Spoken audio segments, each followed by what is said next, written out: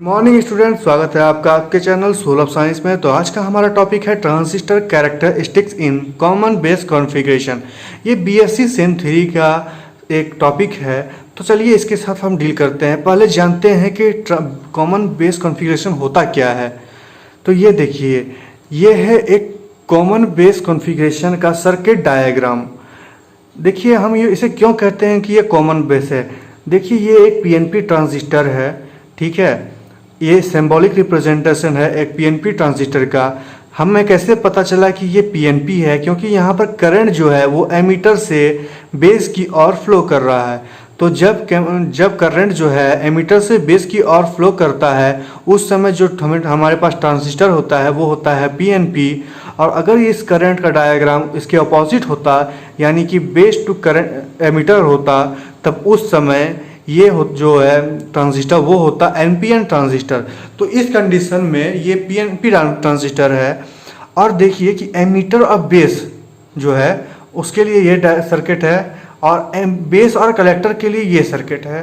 तो देखिए बेस जो है वो दोनों में भी, कलेक्टर में भी और एमीटर में भी कॉमन है, इसीलिए हम इसे कहते हैं कॉमन बेस कॉन्फ़िगरेशन। देखिए इसमें एक इनपुट वोल्टेज VEE जुड़ा हुआ है, ठीक है। अब देखिए ये जो एमीटर है, ये एमीटर जो है उससे हम फॉरवर्ड बायस में जोड़ते हैं। फॉरवर्ड बायस में जोड़ने का मतलब क्या है कि ट्रांजिस्टर के पॉजिटिव टर्मिनल को बैटरी यानी कि वोल्टेज के पॉजिटिव टर्मिनल से जोड़ना और नेगेटिव टर्मिनल को नेगेटिव टर्मिनल से जोड़ना। तो देखिए ये जो वोल्टेज है, इनपुट वोल्टेज, वो VEB है। देखिए ध्यान देने की बात क्या है कि VEE है जो है वो बड़ा होगा VEB से। क्यों? क्योंकि ये जो वोल्टेज है इसमें कुछ डाउन आएगा। कैसे डाउन आएगा? इस रेजिस्टेंस के थ्रू, इस रेजिस्टर के थ्रू। देखिए ये रेजिस्टेंस नहीं, एक रियोस्टेंट है। रियोस्टेंट क्या होता है? जो आप रेजिस्टेंस को है वो चेंज कर सकता है, ठीक है। तो ये देखिए इनपुट वोल्टेज VEB, ठीक है, जो कि एमीटर बेस वोल्टेज है। ये वोल्टेज जो है वो यहाँ पर है, देखिए इस जगह एमीटर और बेस के बीच के वोल्टेज को बता रहा है। दूसरा वोल्टेज जो है वो VCB है, वो वोल्टेज यहाँ है, देखिए ये। क्यों? क्योंकि ये कलेक्टर और बेस के बीच के वोल्टेज को बता रहा है। अब देखिए हम जानते हैं कि किसी भी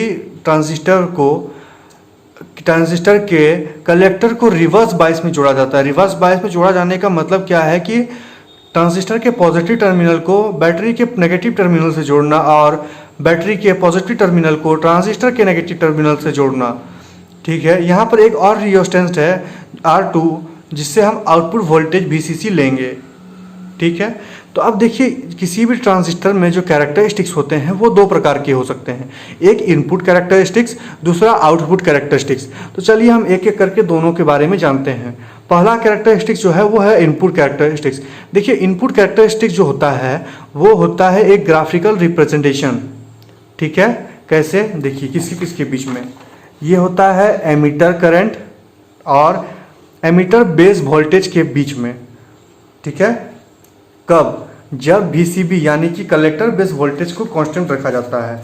तो चलिए हम जानते हैं स्टेप बाय स्टेप ताकि आप सबको समझ में आए।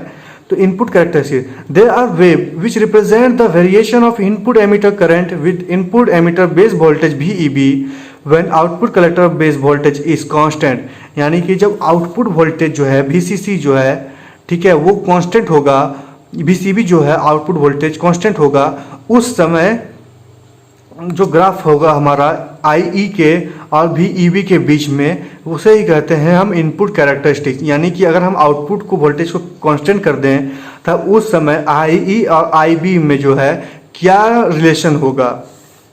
तो देखिए हम उसके लिए ग्राफ प्लॉट करते हैं। तो ग्राफ प्लॉट करने के लिए आपको कुछ जानना ज़रूरी है। Plotting of input characteristics. For obtain input characteristics we kept VCB constant. VCB को जो है हम कांस्टेंट कर देते हैं। मान लेते हैं कि हमने VCB को -3 वोल्ट पे कांस्टेंट किया है। यहाँ पर याद रखिएगा कि माइनस मैंने इसीलिए दिया है क्योंकि VCB जो है वो आउटपुट वोल्टेज है, और आउटपुट वोल्टेज को हमने रिवर्स ब्रेकडाउन वोल्टेज, ये एक रिवर्स ब्रेकडाउन वोल्टेज है क्योंकि हमने इसे रिवर्स बायस में जोड़ा हुआ है ट्रांजिस्टर के साथ। तो देखिए we increase the value of VEB step by step starting from 0। हम जो है एमीटर बेस वोल्टेज को, यानी कि इस वोल्टेज को हम बढ़ाएंगे स्टेप बाय स्टेप, 0 से स्टार्ट करेंगे और किसी एक पर्टिकुलर वैल्यू तक जाएंगे। मान लेते हैं 7 तक गए हम, तो उस समय जो है हमें एक कुछ वैल्यू मिलेगा करंट का, तो उसे हमें जो है प्लॉट कर देना है। तो the corresponding value of VEB क्या है, emitter base voltage, and IE यानी कि एमीटर करंट के बीच में जो है हमें जो डाटा मिल जाएगा। Then graph is plotted between IE and VEB, तो उस समय जो है हम ग्राफ को प्लॉट कर देंगे। अब देखिए हमें करना क्या है कि now keep VEB constant eight VCB constant eight other value, मानी कि हम जो है हमें जो है आउटपुट वोल्टेज को यानी कि कलेक्टर बेस वोल्टेज को किसी और वैल्यू पे कांस्टेंट करना है। किसी और वैल्यू को मान लेते हैं हम, उसने -5 वोल्ट पर कांस्टेंट कर दिया। एंड रिपीट अवर वैल्यू यानी कि हमने फिर से करंट को इंक्रीज किया 0 से 1 2 3 4 5 तक, तो हमें जो डाटा मिलता है हमने उसे ग्राफ में प्लॉट कर दिया। तो देखिए हमें जो मिलता है ग्राफ, उस समय हमें ये ग्राफ मिलता है। ये देखिए एमीटर बेस वोल्टेज है, ये है क्या, ये है एमीटर करंट IE।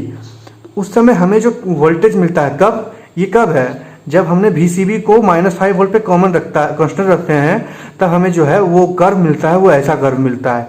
होता क्या है कि एक पर्टिकुलर वैल्यू तक, मान लेते हैं इस पर्टिकुलर वैल्यू तक, वो जो है वोल्टेज में जब हम इंक्रीज करेंगे एक पर्टिकुलर वैल्यू तक, तब करंट में जो है इनपुट करंट में कोई भी चेंज नहीं आएगा।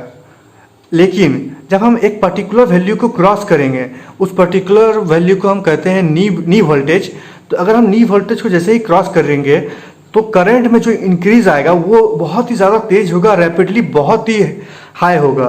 तो देखिए क्या होता है यहाँ पर, देखिए एक पर्टिकुलर वैल्यू तक, यहाँ तक जो है हम वोल्टेज को बढ़ाते जा रहे हैं, लेकिन करंट जो है वो नहीं बढ़ रहा है। लेकिन यहाँ पर देखिए क्या है कि हम वोल्टेज को जैसे हल्का सा बढ़ाएंगे, करंट बहुत ज़्यादा बढ़ेगा और एक पर्टिकुलर वैल्यू पे ये बहुत ही तेज़ी से बढ़ना स्टार्ट हो जाएगा। ठीक है, तो हमने मान लिया 5 वोल्ट के लिए, यहाँ पर -5 वोल्ट के लिए VCB को जब कांस्टेंट रखा था उस समय हमें ये कर्व मिलता है। अब -2 वोल्ट पर जब हमने VCB को कांस्टेंट रखा था तब उस समय हमें ये कर्व मिलता है। याद रखिएगा ये जो सिलिकॉन के लिए होता है, ये जो नी वोल्टेज होता है सिलिकॉन के लिए, वो होता है 0.7 वोल्ट। ठीक है, सिलिकॉन सेमीकंडक्टर के लिए। अब चलिए हम आगे देखते हैं कि इस ग्राफ से हमें क्या क्या पता चलता है। Emitter current IE remains constant until emitter current IE remains 0 until the value of VCB exceed a particular limit। वो लिमिट क्या है, नी वोल्टेज उसे कहते हैं हम, जो कि सिलिकॉन के लिए 0.7 वोल्ट होता है। सिलिकॉन के लिए, for silicon it is knee voltage जो है वो होता है 0.7। ठीक है, after knee voltage current increase rapidly with VEB। ठीक है, तो उस समय क्या होता है कि एमीटर बेस वोल्टेज के साथ, यानी कि इस वोल्टेज के साथ जो है करंट बहुत ही तेज़ी से इंक्रीज करता है। ये देखिए बहुत तेज़ी से वो बढ़ रहा है करंट। क्यों ऐसा, अच्छा ऐसा होता क्यों है, पहले मैं आपको ये भी बता देता हूँ कि इस वोल्टेज पर जो होता है, इस पॉइंट पर नी वोल्टेज जब पहुँचता है तो उस समय होता क्या है कि उस दोनों के बीच जो ब्रेकेज होता है, ब्रिज, वो टूट जाता है। ब्रिज टूटने का मतलब क्या है कि उस समय जो होगा एमीटर से कलेक्टर में जो फ्लो होगा किस इलेक्ट्रॉन का या चार्ज का, तो वो जो है बिना किसी ब्रेकेज के होता है, यानी कि बीच में जो ब्रेकेज है वो एन जो है वो टूट जाता है। अब देखिए आउटपुट कैरेक्टरिस्टिक्स। ठीक है, देखिए दूसरा कैरेक्टरिस्टिक जो होता है किसी भी ट्रांजिट कॉमन बेस में, वो होता है आउटपुट कैरेक्टरिस्टिक्स। ये क्या होता है, there are curve which shows the variation of output collector current with output collector base voltage.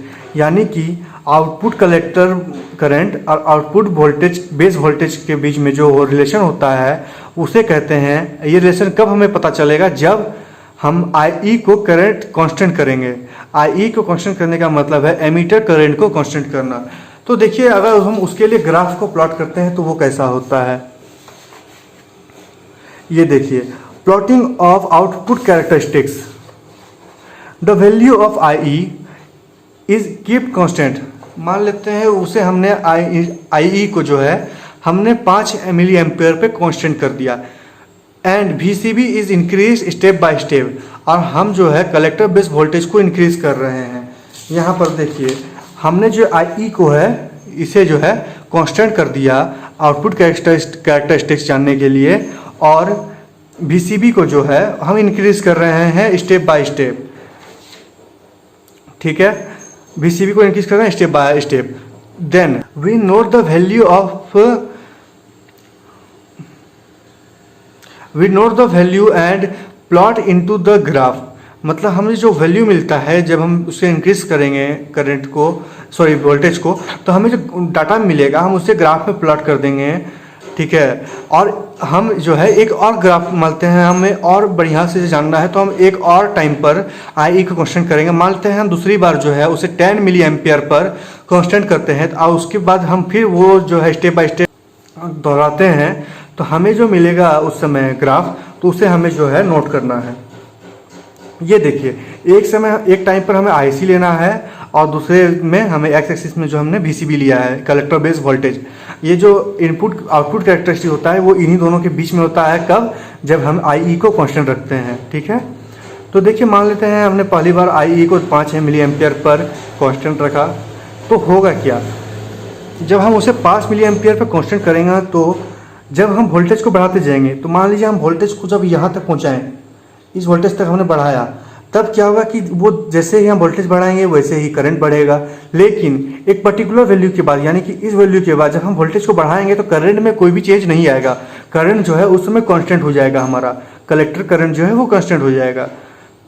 ये हमने 10 एम्पियर, जब हमने IE को 10 एम्पियर मिली एम्पियर पे किया, तब भी हमें जो IC आउटपुट करंट मिला जो, वो भी हमें इसी तरह मिला कि एक पर्टिकुलर वैल्यू के बाद जो है करंट है जो है हमारा वो कांस्टेंट हो जाता है। तो हमें ग्राफ से क्या पता चलता है, हमें इस ग्राफ से क्या पता चल रहा है कि ये जो वैल्यू है एक पर्टिकुलर वैल्यू तक हमारा जो करंट है, आउटपुट करंट, कलेक्टर करंट जो है वो इंक्रीज करेगा जैसे जैसे हम वोल्टेज को बढ़ाएंगे, कुछ वोल्टेज को, कलेक्टर बेस वोल्टेज को बढ़ाएंगे। लेकिन एक पर्टिकुलर वैल्यू के बाद, यानी कि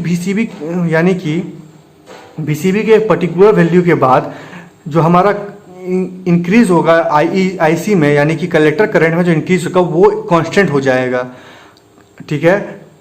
तो हमें ये जो कैरेक्टरिस्टिक्स मिलता है वो होता है आउटपुट कैरेक्टरिस्टिक्स, और हमें इस कंडीशन में जो कैरेक्टरिस्टिक्स मिला वो होता है इनपुट कैरेक्टरिस्टिक्स। तो आप इन दोनों को याद कर लीजिएगा। फिलहाल वीडियो में इतना ही। अगर आपको वीडियो अच्छा लगा हो तो चैनल को सब्सक्राइब कर दीजिए, वीडियो को लाइक एंड शेयर कर दीजिए। मिलते हैं नए वीडियो में नए टॉपिक के साथ।